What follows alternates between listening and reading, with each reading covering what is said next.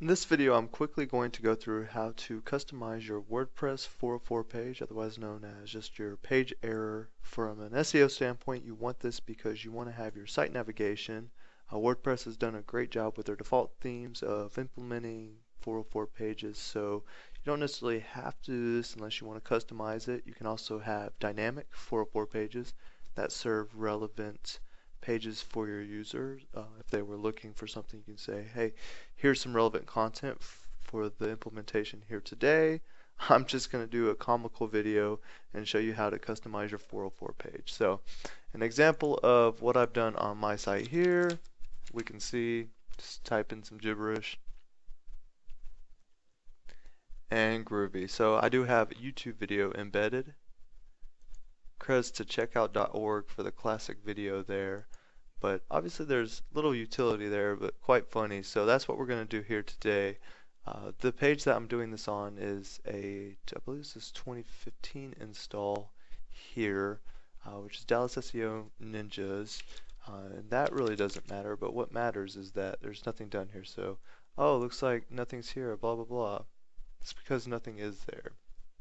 Now again, that would just lead to some bland 404 page without the navigation, but there is a default 404 page within this theme. So if your theme does not have that, you will have to do a couple extra steps, which I'll touch on briefly. But to customize your 404 page, all you want to do is go to Appearance, Editor, and 404 template, which is your 404 PHP file. So this one has it, which is fortunate. So it looks like nothing was found. You can see how that marries up there. Now if you don't see the 404.php template, then you will need to create one from your existing theme. And without getting too deep into the weeds here, you do want to have a child theme. So when I actually make this change, if I was to update this particular theme, it would overwrite this change. So you want to have a child theme. I have one on all my sites. It's not here, but look into that first. Get your child theme, and then worry about getting a 404 page from there. This is the root directory of the WordPress install. So we're going to go into WordPress content, themes, and I guess I need to know what theme this is before I go any further. It looks like we are using 2014, so that's fine. Now 2014, what you need to notice is that you have 404.php, so that's the reason we're going into my FileZilla, my FTP client here. If you do not have a 404 page, you need to go into your FTP client, go into one of the default WordPress themes, and it really doesn't matter which one. Copy out your 404.php page, so Control C, and then you want to back out, and then within this directory, your themes directory, you will see your actual theme, so you'll click into there, and all these have it, but you'll paste that 404 file, and it'll have the default verbiage. All the calls will be calls to the theme file, so look consistent with your theme. Don't worry about that. This one has it, so I don't need to do that step. Again, I'm also not running a child theme, which some themes will have default child themes, so just note that. But all we're going to do is paste this earworm of a video there. So to do that, again, we're in our appearance editor with our WordPress admin interface, 404.php. I'm just going to grab this YouTube video, so I need to go to Share, Embed.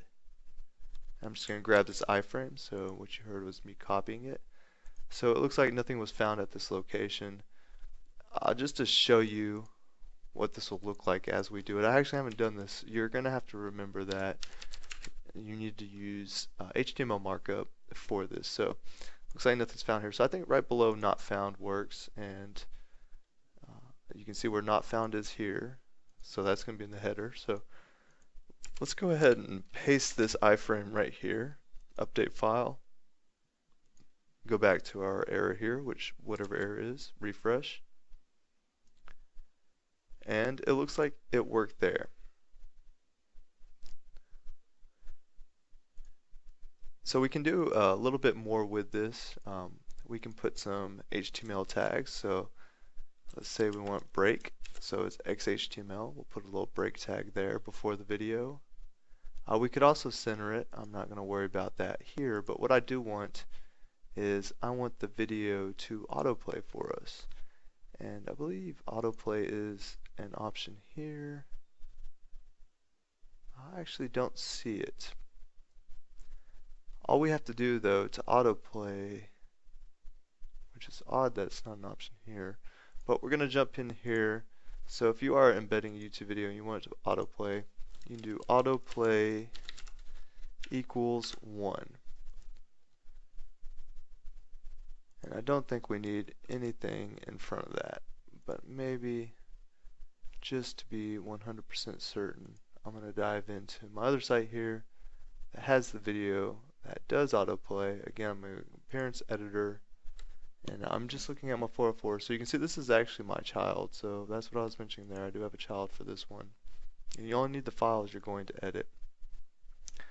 And, oh, I do need this entire string. So you want to do your query string, so your question mark rel equals 0 and their ampersand symbol autoplay equals 1. So I didn't have all I needed there to make this particular video autoplay. Let me go ahead and paste that just after that default share URL. Update file. That loaded. Refresh this error. Now our video automatically runs for us. Fantastic. Obviously you could put something here with a little bit more utility. This is pretty silly to begin with, but if you have a site and this fits the mood of your site, you know, more power to you. Go for it. Throw a video on here. That's what I did. You can put anything in there. We can type some things. So right above this break, we'll go ahead and throw another break tag, XHTML. Hey, you messed up. And we have another break there. So I'm just going to update this. All I'm showing you is that you can do whatever you want with this. I chose to do the video, and the video is awesome. Let me know if you have any questions. There are some definite implementations here. You can center it, whatever you need. Obviously this isn't a great theme anyways, because you can see that it's not stretching to my monitor here, but that does not matter. What matters is that you can customize this particular file to say whatever you want and have it be of more utility to both your visitors and to web crawlers. Let me know if you have any questions. Thanks.